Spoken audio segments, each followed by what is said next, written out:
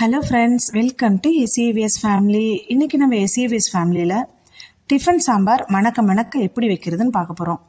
பொதுவாக கல்யாணம், கிரகப்பிரவேசம் எந்த விசேஷத்துக்கு போனாலும் மார்னிங் பிரேக்ஃபாஸ்ட்டுக்கு டிஃபன் சாம்பார்னு ஒன்று வைப்பாங்க. அது டேஸ்ட் அட்டகாசமாக இருக்கும், வார்த்தைகளில் சொல்ல முடியாது.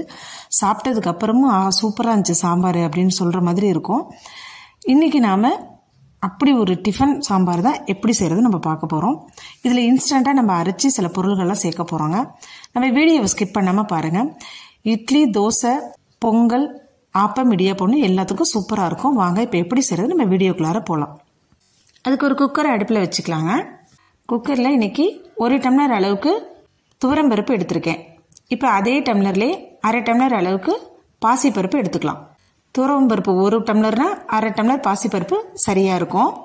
இப்போ இது தண்ணி ஊற்றி நல்லா கழுவி தண்ணியை மட்டும் கீழே ஊற்றிக்கோங்க. நல்லா அலசிக்கணும், இல்லைனா பருப்பு வேக வைக்கிறப்போ பொங்கி பொங்கி வரும். அதனால் நல்லா அலசிக்கோங்க. இப்போ இந்த பருப்பு வேகிறதுக்கு தேவையான அளவுக்கு தண்ணி சேர்த்துக்கலாம். இப்போ இதில் தண்ணி சேர்த்ததுக்கப்புறமா பெரிய வெங்காயம், சின்ன வெங்காயம்னு நீங்கள் எந்த வெங்காயம் வேணால் சேர்த்துக்கலாங்க. நான் இன்றைக்கி பெரிய வெங்காயம் 2 வெங்காயம் கட் பண்ணி சேர்த்துருக்கேன். தக்காளி ஒரு 4 பழுத்த தக்காளியாக கட் பண்ணி இது கூட சேர்த்துக்கலாம். நல்ல பழுத்த தக்காளியாக பார்த்து சேர்த்துக்கோங்க. அப்புறம் இதில் காரத்துக்கு ஏற்ற மாதிரி பச்சை மிளகா சேர்த்துக்கலாம். நான் இன்றைக்கி ஒரு 5 பச்சை மிளகா சேர்த்துக்கிறேங்க. இது கூடவே காயெல்லாம் சேர்த்து செஞ்சோம் அப்படின்னா இன்னும் டேஸ்ட் நல்லா இருக்குங்க.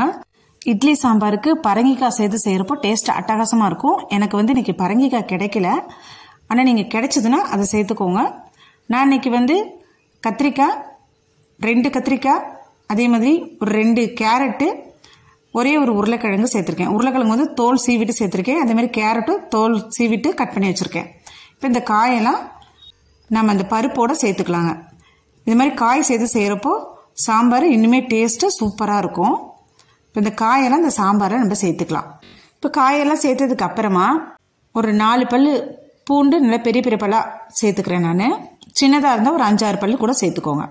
1/2 ஸ்பூன் அளவுக்கு சீரகம் சேர்த்துக்கலாம். 1 ஸ்பூன் அளவுக்கு மஞ்சத்தூள் சேர்த்துக்கோங்க. பெருங்காயத்தூள் 1/2 ஸ்பூன் அளவுக்கு சேர்த்துக்கலாம். இதுக்கு பெருங்காயம் கொஞ்சம் ஜாஸ்தியாக சேர்த்துதாங்க நல்லாயிருக்கும். இதுக்கு தேவையான அளவு உப்பு சேர்த்துக்கோங்க. இது அப்படியே ஒரு முறை நல்லா கலந்து விட்டுக்கலாம். மஞ்சத்தூள்லாம் போட்டிருக்கிறதுனால இதில் எல்லா இடத்துலையும் படுற மாதிரி ஒரு முறை கலந்து விட்டுக்கோங்க. இந்த டைமில் 1 ஸ்பூன்லேருந்து 1.5 ஸ்பூன் அளவுக்கு எண்ணெய் சேர்த்துக்கலாம். இந்த மாதிரி எண்ணெய் சேர்த்து செய்கிறப்போ நிறைய பொங்கி வெளியில் வலிஞ்சு ஊற்றாமல் இருக்கும். இப்போ குக்கரை மூடி ஒரு 4 விசில் விட்டுக்கலாம். 4 விசில் விட்டாலே பருப்பு காய் எல்லாமே வெந்து நல்லா மலர்ந்து வந்துடும். 4 விசில் விட்டால் சரியாக இருக்குங்க. இப்போ குக்கரில் விசில் வரட்டும். இந்த டைமில் சும்மா கொஞ்சமாக, அதாவது ஒரு 1/2 மூடி எலுமிச்சம்பழம் அளவுக்கு மட்டும் புளி எடுத்து ஊற வச்சுருக்கேன். இப்போ ஒரு ஃபங்க்ஷனுக்கு நம்ம போனோம் அப்படின்னா மார்னிங் பிரேக்ஃபாஸ்ட்டில் சாம்பார் வைப்பாங்க. நல்ல கமகமன்னு வாசனையாக இருக்கும். அந்த வாசனைக்கு இந்த சீக்ரெட் பொடி தாங்க காரணம். இது ஒரு சமையல்காரர் எனக்கு சொன்னது. இன்னைக்கு நான் இந்த விஷயத்த உங்க கூட நான் ஷேர் பண்ணிக்கிறேங்க. ஒரு கடாயை அடுப்பில் வச்சுட்டு 2 ஸ்பூன் அளவுக்கு மல்லி சேர்த்துக்கலாம். 1 ஸ்பூன் அளவுக்கு கடலைப்பருப்பு சேர்த்துக்கலாம். இது கூடவே 1/2 ஸ்பூன் அளவுக்கு வெந்தயம், 1/2 ஸ்பூன் சீரகம் சேர்த்துக்கலாம். இதில் காரத்துக்கு ஏற்ற மாதிரி காஞ்ச மிளகாய் சேர்த்துக்கோங்க. நான் இன்னைக்கு 2 மிளகாய் மட்டும் சேர்த்துக்கிறேன். இது அப்படியே பொன்னிறமாக வறுத்து எடுத்துக்கலாம்.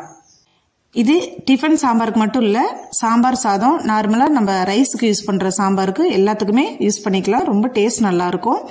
இது அப்பப்போ இன்ஸ்டண்ட்டாக அரைச்சி சேர்க்குறப்போ இன்னும் வாசனை ஜாஸ்தியாக இருக்குங்க. இப்போ பாருங்கள், பொன்னிறமாக வறுத்து எடுத்தாச்சு. இதை அப்படியே ஆற வச்சு மிக்ஸி ஜாருக்கு மாற்றி நைஸாக தண்ணி ஊற்றாமல் அரைச்சி வச்சுக்கலாம். இப்போது குக்கரில் விசில் வந்துருச்சு. இப்போ ப்ரெஷர் அடங்கிருச்சு. நம்ம ஓப்பன் பண்ணி பார்த்துடலாம். நம்ம போட்டிருக்க தக்காளி, வெங்காயம், பூண்டு, அப்புறம் நம்ம சேர்த்துருக்க காய் எல்லாமே நல்லா வெந்து வந்திருக்கு. இது அப்படியே மத்து வச்சு நல்லா ஒரு முறை மசிச்சு விட்டுக்கலாம். இப்போ இதை நல்லா மசிச்சு விட்டதுக்கு அப்புறமா ஸ்டவ்வை ஆன் பண்ணிக்கோங்க. இந்த டைமில் நாம் வறுத்து அரைச்சி எடுத்து வச்சுருந்த சீக்ரெட் பொடியை இது கூட சேர்த்துக்கலாம். இந்த சாம்பாருக்கு ரொம்ப ரொம்ப மனம் தரதே இந்த பொடி மட்டும்தாங்க. இப்போ இந்த பொடியை சேர்த்தாச்சு. இது கூடவே நார்மலாக நம்மளுக்கு சாம்பாருக்கு யூஸ் பண்ணுற சாம்பார் தூள் ஒரு 2 ஸ்பூன் சேர்த்துக்கலாம்.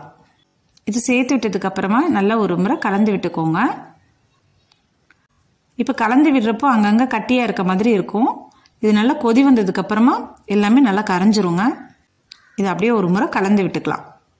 நார்மலாக வெறும் பருப்பு மட்டும் போட்டு நம்ம சாம்பார் வைக்கலாம். ஆனால் இந்த மாதிரி வெஜிடபிள்ஸ்லாம் போட்டு செய்கிறப்போ சத்தும் நம்மளுக்கு அதிகமாக கிடைக்கும். இப்போ பாருங்கள், நல்லா கலந்து விட்டாச்சு. நம்ம கரைச்சி எடுத்து வச்சுருந்த புளி கரைச்சலை இதோடு சேர்த்துக்கலாம். அப்படியே ஒரு முறை கலந்து விட்டுக்கோங்க. எனக்கு இதில் உப்பு கொஞ்சம் கம்மியாக இருந்தது, அதனால் உப்பு கொஞ்சம் சேர்த்துக்கிறேன். நம்ம வேக வைக்கிறப்போ உப்பு ஏற்கனவே சேர்த்துருக்கோம். இப்போ ஒரு முறை டேஸ்ட்டு பார்த்துட்டு உங்களுக்கு தேவைப்படுச்சுன்னா மட்டும் உப்பு சேர்த்துக்கோங்க. உப்பு சேர்த்ததுக்கப்புறமா ஒரு முறை கலந்து விட்டுருங்க. நல்லா கொதி வரணும், நல்லா தலபலான்னு கொதிக்கணும். ஏன்னா நம்ம சேர்த்துருக்க மசாலாலாம் நல்லா கொதிஞ்சு அந்த பச்சை வாசனை போகணும். அந்தளவுக்கு நல்லா கொதி விட்டுக்கோங்க. ஒரு 5 நிமிஷம் நல்லா கொதி விட்டால் போதுங்க. இப்போ இது அப்படியே இருக்கட்டும். இப்போ தாளிக்கிறதுக்கு என்னென்ன அப்படின்னு சொல்லி பார்த்துடலாம். இப்போ தாளிக்கிறதுக்கு ஒரு கடாயை அடுப்பில் வச்சுக்கலாங்க. 2 ஸ்பூன் அளவுக்கு எண்ணெய் சேர்த்துக்கோங்க. இதில் ஃபைனல் டச்சப்பே இந்த தாளிப்பு தான். இப்போ 2 ஸ்பூன் அளவுக்கு எண்ணெய் சேர்த்தாச்சு. இதில் கடுகு 1 ஸ்பூன், உளுத்தம்பருப்பு 1/2 ஸ்பூன் சேர்த்துக்கோங்க. கூடவே சீரகம் 1/2 ஸ்பூன், வெந்தயம் 1/2 ஸ்பூன் அளவுக்கு சேர்த்துக்கலாம். இப்போ நம்ம போட்ட இந்த பொருள் எல்லாமே நல்லா பொரிஞ்சு வரணும். அப்போ தான் அதில் வாசனை நல்லாயிருக்கும். இப்போ பாருங்கள், எல்லாமே நல்லா பொரிஞ்சு வந்துருச்சு. சின்ன வெங்காயம் ஒரு 5 வெங்காயம் நல்லா பொடிசாக கட் பண்ணி வச்சுருக்கேன். அதை இது கூட சேர்த்துக்கலாம். கூடவே ஒரு 3 வரமிளகாய் 1-2 இந்த மாதிரி கிள்ளி சேர்த்துக்கோங்க. வெங்காயம் நல்லா பொன்னிறமாக வர வரைக்கும் நல்லா வதக்கி விட்டுக்கோங்க. ஏன்னா அப்போ தான் அந்த தாளிப்போட வாசனை சாம்பாரில் ஜம்முன்னு இருக்குங்க. இப்போ பாருங்கள், அந்த டைமில் ஒரு இனுக்கு அளவுக்கு கருவேப்பிலை சேர்த்துக்கலாம். அப்படியே கருவேப்பிலையை ஒரு முறை கலந்து விட்டுக்கோங்க. இதில் நம்ம கடைசியாக தான் பெருங்காயத்தூள் சேர்க்குறோம். முன்னாடியே சேர்த்தோம்னா பெருங்காயத்தூள் கருத்துரும். அதனால் இது எல்லாமே வதங்கினதுக்கு அப்புறமா கடைசியாக இறக்க போகிறதுக்கு முன்னாடி ஒரு 1/2 ஸ்பூன் அளவுக்கு பெருங்காயத்தூள் சேர்த்துக்கலாம். பெருங்காயத்தூள் சேர்த்ததுக்கு அப்புறமா நல்லா ஒரு முறை கலந்து விட்டுட்டு ஒரு 2 கலர் தான் கிளறணும். ஸ்டவ் ஆஃப் பண்ணிக்கோங்க. இப்போ இந்த தாளிப்பை நம்ம இந்த சாம்பாரில் சேர்த்துடலாம். இது கூடவே கருவேப்பிலை ஒரு இனுக்கு அளவுக்கு 1-2 இந்த மாதிரி கிள்ளி சேர்த்துக்கோங்க. தாளிக்கிறப்ப சேர்த்துருக்கோம். அதுவும் இல்லாமல் இந்த மாதிரி பச்சையாக ஒரு முறை சேர்க்குறப்போ டேஸ்ட்டு நல்லா வாசனையாக கமகமன்னு இருக்குங்க. இப்போ நல்லா கலந்து விட்டாச்சு. இந்த டைமில் ஒரு கைப்பிடி அளவுக்கு நல்லா பொடிசாக கட் பண்ண மல்லித்தலையை தூவிக்கலாங்க. அப்படியே ஒரு கொதி விட்டுட்டு உடனே ஆஃப் பண்ணிடலாம். இந்த டைமில் ஸ்டவ் ஆஃப் பண்ணிக்கோங்க. இப்போ வீட்டில் காயெல்லாம் எதுவுமே இல்லை, வெறும் பருப்பு மட்டும்தான் இருக்குது சாம்பார் வைக்கிறதுக்கு அப்படின்னா நீங்கள் காயெல்லாம் சேர்க்காம கூட இதே மெத்தடில் சாம்பார் வைக்கலாம். வெறும் பருப்பு மட்டும் போட்டு சாம்பார் வைக்கலாம். அப்பயும் டேஸ்ட்டு நல்லாயிருக்கும். அவ்வளோதான் ஃப்ரெண்ட்ஸ், சுவையான மனமான டிஃபன் சாம்பார் ரெடியாக இருக்குது. இதை இட்லி, தோசை, பொங்கல், ஆப்பம், இடியாப்பம்னு எல்லா டிஃபன் ஐட்டம்ஸ்க்குமே ரொம்ப ரொம்ப சூப்பராக இருக்குங்க. ஒரு முறை செஞ்சு கொடுத்து பாருங்கள். டேஸ்ட் அசத்தலாக இருக்குன்னு சொல்லுவாங்க. இனி ஹோட்டல் சைடே போக மாட்டாங்க. அந்தளவுக்கு டேஸ்ட் பக்காவாக இருக்குங்க.